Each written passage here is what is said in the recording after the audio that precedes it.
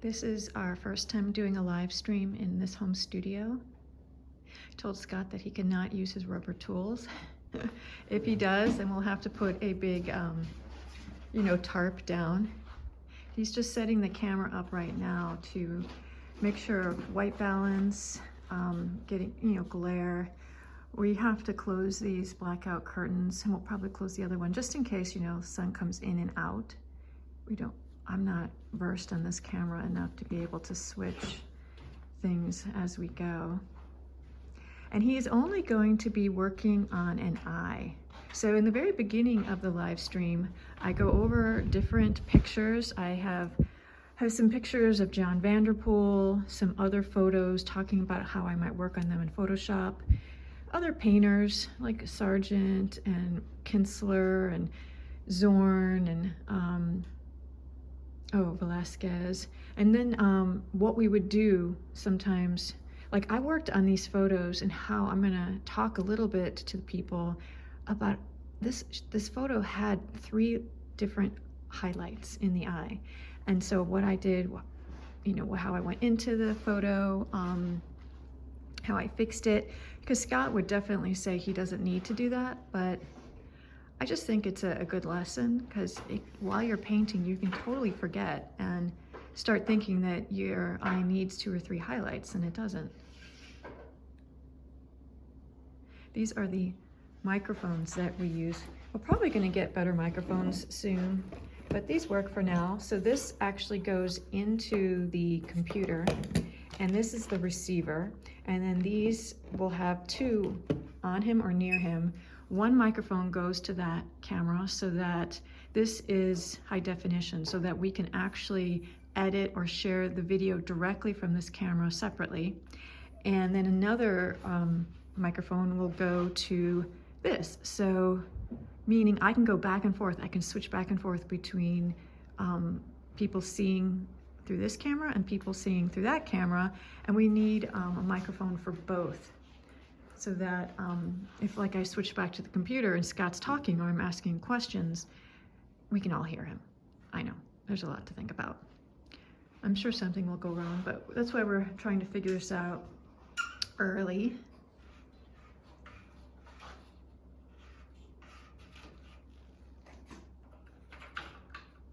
Trying to get the best angle, height, making sure everything is in focus. Because to be honest, it needs to be done before we start pressing record. Because I would just. I'm gonna do a white balance. Oh yeah, right. We use a big white sheet of paper or a big white board or something for a white balance. Yeah, even though these lights are pretty good, we still need a light balance for the camera. Hold this up here for a second. Okay, I'll hold this up, but Scott had just mentioned that this camera had been calibrated for my studio downtown, which had those old-fashioned fluorescents. And so sometimes I would always complain that the filming would come out a little bit yellow. I always hated that. So I'm assuming it's gonna come out different this time. Yeah, I could tell it looked off just from looking at it there. So that's a really big, you don't need this big a board, you guys. It's just that this particular board, this foam core, I know is pure white. Yeah. And some papers can be a little yellow or a little blue, and that'll throw off. I'm just saying that we just happen to have this really big piece of foam core, and you do not need it. You could have something that's like even just a 9x12 or 16x20. This is just what we had. So now he's going to calibrate the camera. What you do is you zoom in so that it fills the entire screen. Yep. So that you're not have anything but white. And then on this camera, they're all different. This camera, I have an automatic white balance button, which I press, and then it's taking the white balance. So now it says set. And so now I can...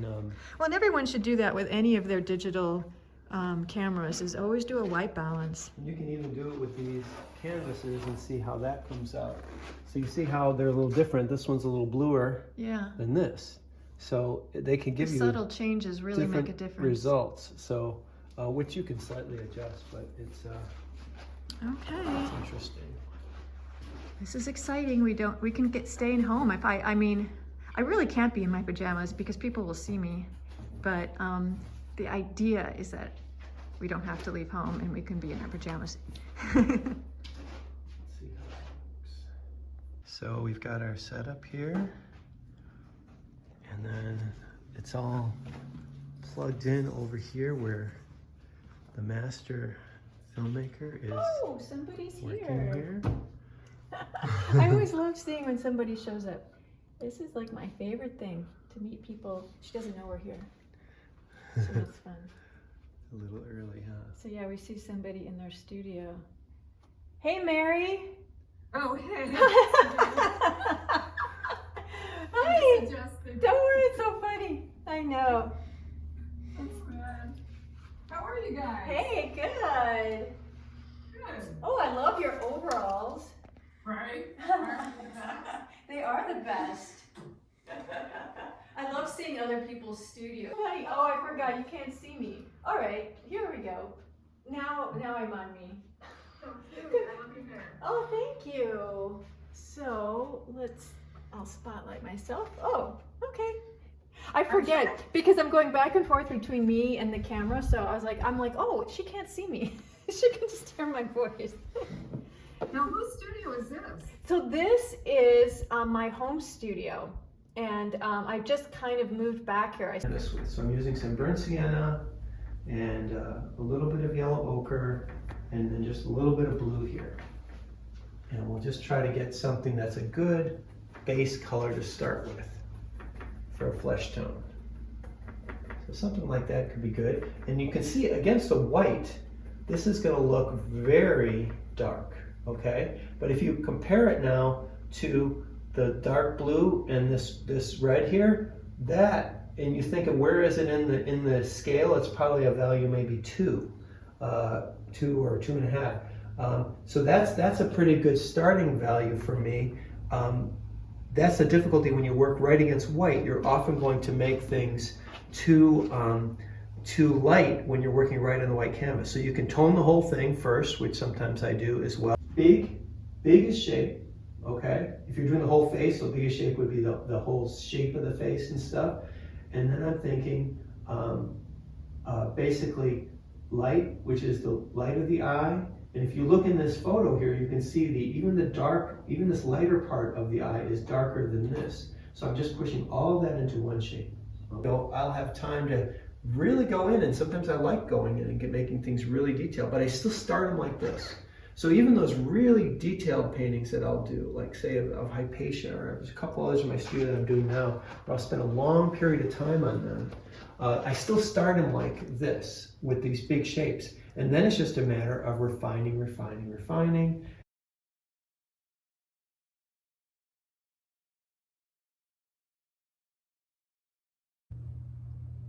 It is Tuesday before Thanksgiving, and I need to come down to my studio because I'm going through everything and little by little taking stuff back, deciding if it's needed, trying to just organize things to kind of make it ready for when we do the model sessions. Have my easels all set up, gonna go through old canvases. I mean, it's kind of heavy to look at all the stuff you have and all the stuff you don't want. I don't know what they're doing next door. Taking some pastels home that I've completely forgotten I've even done. It's a little bit of a shock to your system when you turn something around and whoa, gosh, right. It's like this whole flood of memories come back, right? That's what I'm doing today. And then gonna go for a walk and more of the same tomorrow, probably. I have way too much charcoal and way too many pastels. I'm gonna keep most of them here, but I do have to take some home just to finish things that I have at my other studio now. As I'm organizing my studio, I am painted over, oil primed over 1, 2, 3, 4, 5, 6. I think they were all paintings except that, so 5 more paintings bit the dust. Oh my gosh, it's worth it.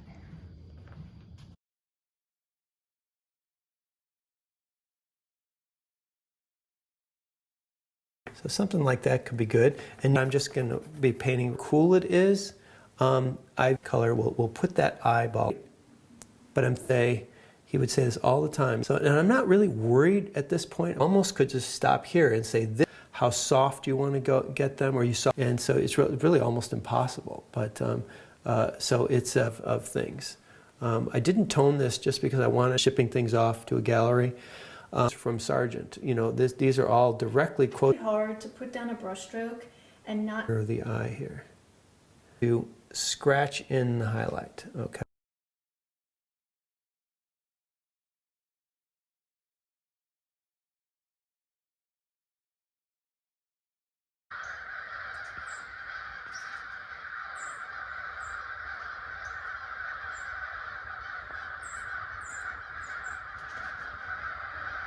So this is my view.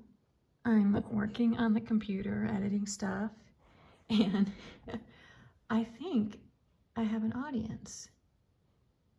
Look at how close they are. In fact, sometimes they walk on my keyboard and they change what's happening. Hi, sweeties. And this is a good one. This is where you can really see how Fig is so much smaller than Theo. I think in Fig it's always going to be smaller. Right, Fig? You're always going to be smaller. But I just think it's so adorable how they just sit here. Hi, baby. I love you. I love you. Yes, you've already had 2 breakfasts, so you're good. You're good.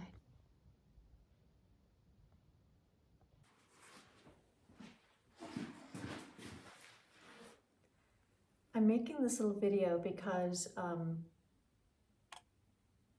Mark Seplet from Medicine Man Gallery was hoping that he could get each artist who's going to be in this drawing show in Tucson in February 2025 to kind of do, you know, probably a little snippet of themselves. I think it's a great idea too for posterity, but for also like collectors who maybe don't know who the artists are, kind of don't know what their studios look like, and, you know, I guess don't know what their personalities are. So I have to make a video, and he didn't even specify, are we supposed to be talking? Are we supposed to be saying what we're doing? I mean, I can imagine a lot of people being very self-conscious, and I actually just had Scott in here helping me, and I was, you know, in general, I'm not nervous at all talking in front of camera, but like when Scott's here and he's like zooming in and zooming down and going around, I start to kind of get distracted, and so I was like, I think I just need to put my phone on a stand and talk directly to my phone. So it makes me a little bit more comfortable. I feel like I'm then not nervous that like all of a sudden I'm talking and then Scott wants to be a good film director and just starts to move over that way. So then I'm like, oh, okay, I have to talk over that way. You know, so anyways, so this is one of the drawings that I'm gonna have in the show. Gosh, what size is it? It's somewhere around a 24 by 36. I don't even know exactly if it's a 24 by 36, or it could be a 26 by 34. It's something like that. And I started off with willow charcoal. I like to start off with charcoal. I like to start off with like a very kind of light value, easy to erase vine charcoal. And then as I was doing that, you know, you can go to a slightly harder charcoal, you know, there's different degrees of charcoal. And I was just like, oh, I'm not able to get the darks. And so inevitably, I wind up using a pastel pencil. So, you know, just a Conte Paris pastel pencil black. And then, you know, just to be able to kind of get in there, get in the eyes, you know, kind of get in the fingers. For me, pastel has always been just a little bit more permanent. You know, you can use compressed charcoal, like you can use compressed charcoal pencils, which I do like, but I don't know, there's just something about pastel because it's velvety and soft and yet can go really dark. I don't know, I'm definitely much more someone who really loves to use pastel over charcoal, but I will combine them. I'll go back and forth and I'll, you know, use them both together. So, and then I would use a Holbein pastel, which is, I consider it more of a medium to medium hard pastel. I would use like a Rembrandt or Sennelier. I was using this sort of middle gray, and then I was using a slightly lighter gray. I think this is a Conte Paris stick. But when I'm going back in and I'm just doing real subtleties, and then I can sharpen this really to a fine point, that's when I go back in. And the one thing I do absolutely love is to use willow charcoal on top of pastel. Because pastel, I can smudge with my finger, a stump, or a paper towel, or even brush. But because this is a watercolor paper, so I used a watercolor paper because this was slightly bigger than a watercolor board that I could buy. And so I'm kind of just making my own watercolor board. And it has a little bit of a texture. So, I mean, when I'm dragging the charcoal or pastel over it, it has a little bit of a dry brush look. And even no matter how much I mush in and I rub in and I try to fill in the pores, sometimes the pastel will still almost show that little bit of air. And with charcoal on top of it, if I just use a very, very soft, gentle touch and I go back and forth, it's just like mixing the pastel together, and I don't have to use an external like finger or a brush. So I like doing that. I use charcoal and then pastel on top of the charcoal and then charcoal on top of the pastel, and you get different looks. There is just a look to charcoal. There just is, you know, and there's a look to a pastel. So, and I like having both of them. And I used a little bit of a brush with charcoal powder, and so you'll see a little bit of brush stroke here, and so I kind of masked in with a brush too, and I like doing that. I like using even maybe the tiniest bit of water or sometimes even alcohol with a pastel dust or a charcoal dust to kind of create this sort of like background where you can kind of see big brush strokes, and then I do like the actual drawing on top of that. So I'm just gonna do different angles. Oh my God, it's so funny that we have to film ourselves. Oh, have to straighten the camera. Oh. Okay. Okay.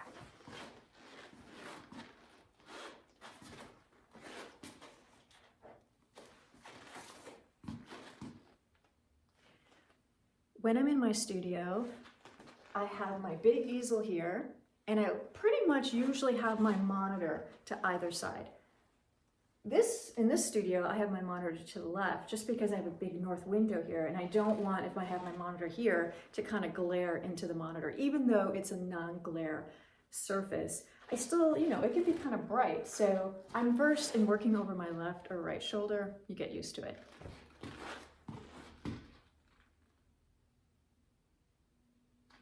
One thing that I really am interested in, and I've seen it in my work, you know, ever since the beginning, is I do love painting and drawing children. I do love painting and drawing children from our trips. I just love it. And I love it when you have like an older sister or a mother and child. It's something that I'm really drawn to. And so whenever Scott and I travel, you know, it's just usually when Scott and I are looking through all of our photos, we kind of know which ones that I'm gonna do and which ones Scott's gonna do. And I tend to do the ones where there is two people together, and especially where there is like an older and younger, you know, figure. I've always been into that. I like having the difference between ages. Sometimes I really love doing grandparents and children. This is an older sister of the little baby. And so parts of it have strong outline and parts of it are really textured and parts of it have some brushwork. And I really wanted the faces to be the number one thing. So I made sure that the whole background was definitely a value darker than the faces. If I had had like strong lights in the background, then they would come forward. And then there'd be a little bit of competing, you know, even if like there was a bright sign, or even if like they were inside and there was a bright window, I know as an artist that I have to make sure that their faces are lighter than everything that is behind them.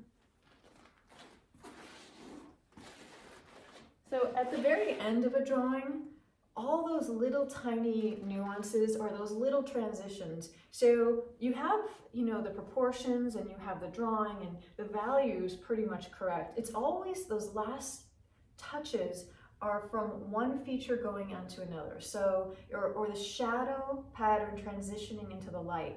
That's when I'll use one of these paper stumps or I'll go in with like a little brush, and I just kind of walk the form, and I go, where's a hard edge and where's a soft edge? Where's a hard edge and where's a soft edge? And it's kind of like editing a novel. I mean, you go through it once and twice, and then you go through it again and again, and there's like levels. There's like an onion, levels of how much you can nuance it. Sometimes us as artists love things to look pretty fresh, or what we call direct, meaning that you see distinct shapes and changes of value. And then the more that you kind of nuance something, then of course those transitions become softer and you don't see them as much. And that is the balance. You know, what do you want? And something like this, I definitely like the kind of strong outline in certain areas. I like the abstraction. You know, I like some of the bold strokes of the white chalk on their clothes. But then, you know, the transitions of the face, I definitely wanted them to be, you know, softer. I could have kept them harsher, but if I did, it might age a child. So that's the tricky part, you know, doing children, and also you want it to keep fresh, but then also keeping them young. That's the hard part. So I guess this is the stage where I have to really just go, you know, do I need any more contrast? Do I need the part of the hair to come out more? Because I like to have parts that are soft, and I like to have like bold, sharp, crisp areas where shadow is strong. So that's what I'm doing now. I think the last steps that I'm going to be doing is figuring out where to put a hard edge in her hair, how to have her hair look like it's coming forward and not just blending into the background so much. And this is the type of thing too, is that you can put in and take out. So a lot of times, so I'm using kind of like a soft pastel right now. A lot of times, the great thing with dry media is that, like, you know, I could like put in like a harder edge. Like I could put in a harder edge up here, you know, but then I can soften it a little bit, you step back. The great thing is that it's not permanent.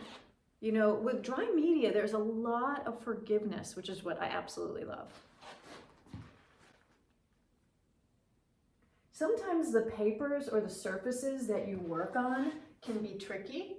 You know, sometimes the papers or boards will hold the medium more, and certain papers that are really soft will grab the pastel or charcoal, and you just maybe have to be even more careful about how you add darks, because sometimes the darks can be, you know, soaked in. So, and I can use the side, you know, but these are the strokes that I do at the very end, because I want people to see these strokes. I don't want everything to be soft, you know, and then I'll put these in, and then I'll look at my piece from across the room, because that's where you want people to see your work. You want people to see, you want it to be striking from across the room.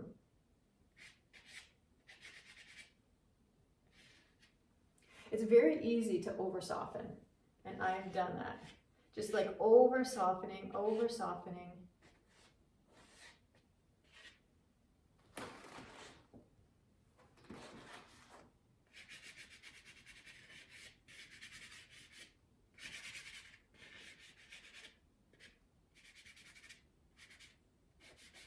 I want the young baby to be just a little bit lighter.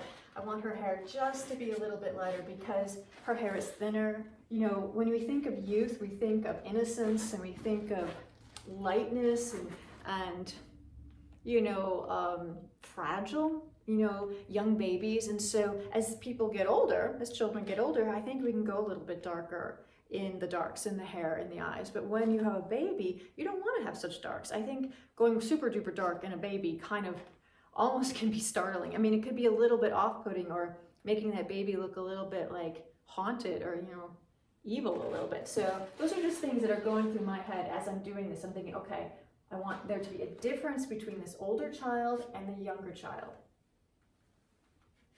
And stuff like this too. I mean, you can noodle and you can fix and you can do stuff forever. I mean, really, you almost have to be torn away from it. But I want to show you a little bit of my studio and what drawings I'm working on right now.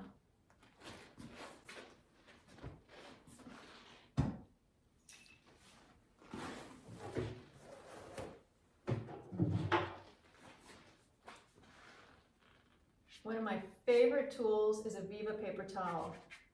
I just don't think I could be an artist without one. I know that sounds extreme, but I'm very, very serious. It is such a great tool. I use it all the time in my oil paintings and my drawings. And I use also a kneaded eraser. I love kneaded erasers. They're so great. So many different ways of forming them to actually become a drawing tool.